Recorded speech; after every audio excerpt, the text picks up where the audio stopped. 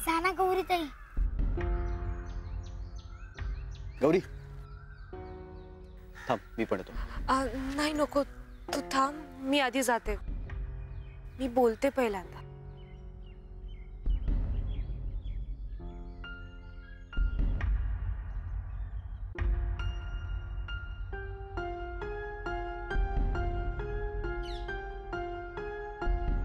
नमस्कार. नमस्कार.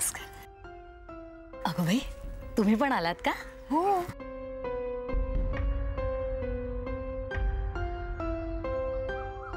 तुम्ही इथे असाल असं वाटलं नव्हतं. अहो असं काय, ते दोघं चाललेत ना, म्हटलं 4 पदार्थ करून द्यावेत बरोबर. माझ्याकडे वेळ नव्हता म्हणून अण्णांना सांगितलं. आणतील हा डबे.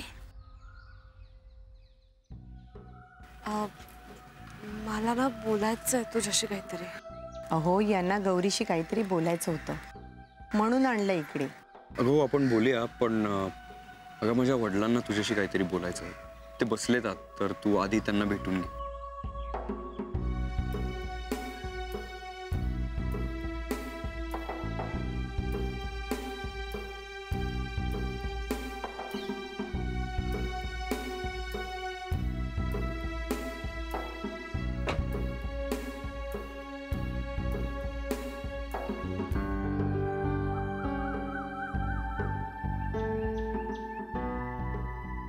सर, सौरभ म्हणाला तुम्हाला काहीतरी बोलायचंय माझ्याशी. हो, आणि त्यासाठीच मुद्दाम मी इथे आलो. तुला काही सांगायचंय मला. सांगा ना.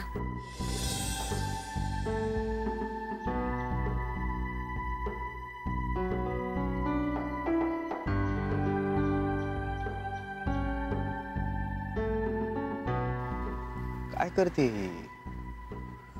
काय डायरेक्टली गोखले सरांना सांगते का काय? माहित नाही, ती गौरी ताई आहे. ठरवलं तर काही पण करू शकते. हो, पण काही करण्यापूर्वी गौरीने एक गोष्ट लक्षात ठेवायला पाहिजे. गोखल्यांची तब्येत जरा नाजूक आहे. मी काय ते बघतो जरा. हा, थांबा तुम्ही. हॅलो बाबा. मुंबईला निघालात? हो. मुंबईपर्यंत गाडी एकट्याने ड्राईव्ह करणार? नाही, ड्रायव्हर आहे ना. काळजी घ्या, बाबाची आणि स्वतःची सुद्धा. हो बाबा. अहो यांनी हट्टच धरला जाण्यापूर्वी गौरीला भेटायचंय म्हणून निघण्यापूर्वी इथेच आलो. आम्ही पण विचार करत होतो, गोखले साहेब निघायच्या आधी म्हटलं एकदा हॉस्पिटलमध्ये त्यांना भेटून यावं. मला एक विचारायचं होतं. कुठे आहेस तू? मला माहिती तू अपसेट आहेस, पण का ते माहित नाही.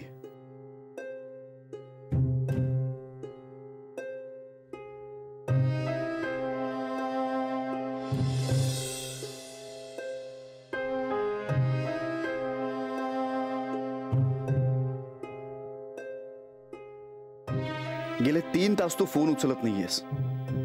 रामाशेरवर परत आलेली नाहीयेस, घरी गेलेली नाहीयेस. सगळे खूप टेन्शन मध्ये आहेत.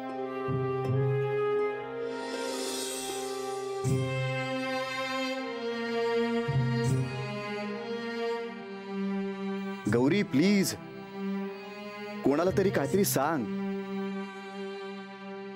मला नाही तर निदान तुझ्या बाबांना तरी रिप्लाय कर. तू गायब झाल्यापासून सगळे हायपर झालेत. तुझे बाबा घरी जाऊन परत आले तिथे. आई सुद्धा तुला शोधायला बाहेर पडली.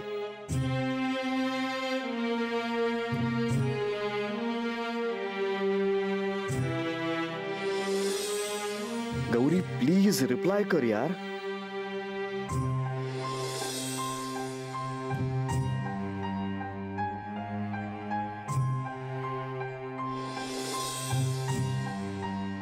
बहादूरनं सगळ्या रामाशयाच्या आजूबाजूचा परिसर पालथा घातलाय. अतरंगनं तुझ्या सगळ्या आवडत्या ठिकाणी तुला शोधलंय. तू कुठेच नाहीयेस. प्रियांकानं तुला बाजारात पाहिलं, तुला हाकही मारली, पण तुझं लक्षच नव्हतं.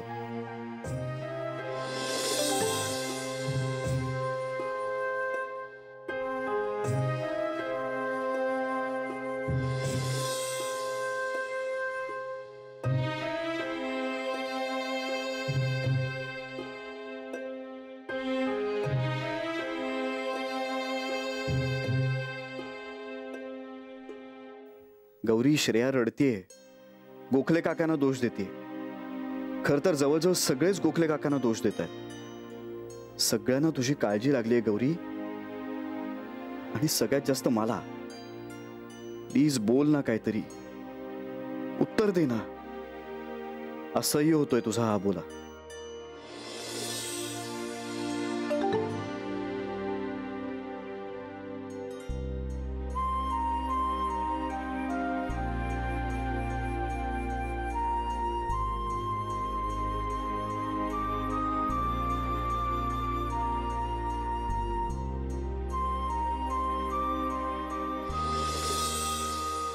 मला माहितीये तू माझे मेसेजेस वाचतेस, पण मग रिप्लाय का नाही करतेस? मला तुझ्याशी बोलायचंय. फोन करू?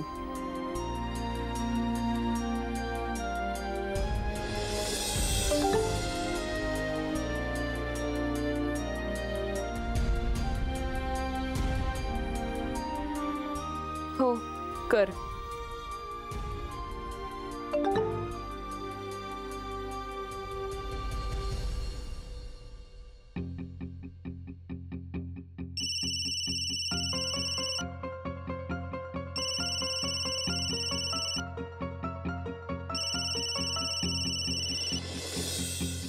गौरी,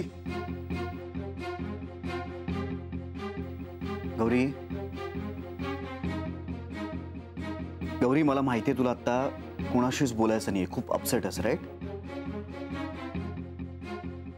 हरकत नाही, तुला माझ्याशी बोलायचं नसेल ना तरी प्रॉब्लेम नाहीये, पण तू कुठे सांग ना आता. गौरी, गौरी यार, सगळे खूप टेन्शन मध्ये तू कुठे सांग ना. ए गौरी, अरे यार काहीतरी बोल ना. मी, तुझे बाबा, इथले सगळे रामाश्रयावरचे सगळे खूप टेन्शन मध्ये आहेत यार. कुठे आहेस तू? गौरी, तू कुठे आहेस आता मला कळलं पाहिजे. हरकत नाही, तुला नको असेल ना तर मी तिकडे येणार सुद्धा नाही. तिकडे कोणालाच येऊ देणार नाही, पण तू कुठे सांग ना गौरी.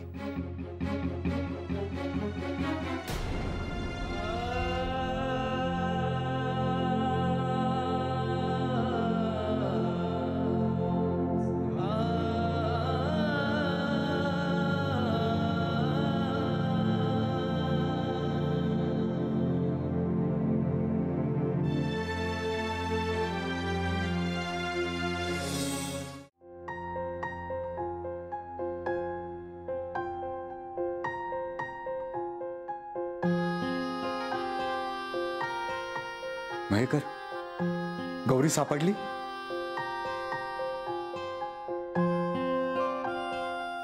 अहो, गौरीला कळायला नको का? एवढा काय राग घालून घ्यायचा डोक्यात? मला वाटलं होतं गौरी तरी हल्लीच्या पिढीसारखी नसेल, पण तीही तशीच. आपल्यासारखं नाही हो यांचं. आपण कसं राग गिळून गप्प बसायचं. किती वय वाढलं तरी मोठ्यांचा धाक होता आपल्याला. त्यांना काय वाटेल याचा विचार करून आपण त्यांना विचारल्याशिवाय उमऱ्याबाहेर पाऊल सुद्धा टाकायचो नाही. पण हल्लीची पिढी डोक्यात राग घालून घेते आणि मग बाहेर पडते घरच्यांना न सांगता. अण्णा, पहिल्यांदाच काळजी वाटावी असं गौरी वागली आहे. आणि आपल्याला कुठं माहिती आहे तिला तिचा राग अनावर झाला म्हणून ती असं वागली का आणखीन काही वेगळंच घडलंय. आणखी काय असणार? मयेकर, माफ करा पण स्पष्टच बोलतो. तुम्ही गौरीला खूप सूट दिली आहे म्हणून ती अशी वागते. सूट दिली म्हणजे? मी नाही समजलो. अहो, गौरी केव्हाची गायब झाली. आपण सगळेजण तिला फोन करतोय, कोणाचाच फोन उचलला नाहीये तिने. तिच्यामुळे आपल्याला किती काळजी वाटते. गौरी, तूही इतरांसारखीच वागतेस. अहो पण अण्णा, गौरीला कपिल आवडत असताना तिने सौरभ बरोबर लग्न करणं हे कसं योग्य वाटतं तुम्हाला? लग्न कोणी ठरवलंय? आम्ही. मग झालं तर. आई वडिलांनी शब्द दिलाय म्हणून. अहो पण अण्णा, मीच तिला सांगितलंय की दिलेला शब्द मोड. इंदू वहिनींनाही असंच वाटतंय का?